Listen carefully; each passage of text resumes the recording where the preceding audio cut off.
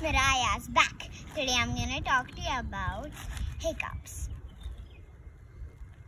We can't control hiccups and we don't know from where hiccups come.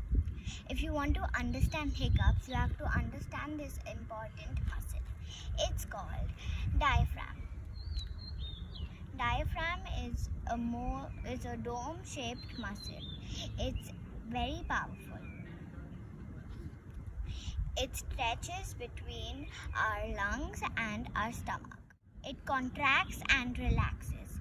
When it contracts, it pulls air inside. When it relaxes, it forces air out. Oh my God, that's how we breathe. When diaphragm stops working normally, it gets muscular spasm. When you eat or drink too much, our stomach stretches and it pushes the diaphragm, and that's how we get hiccups.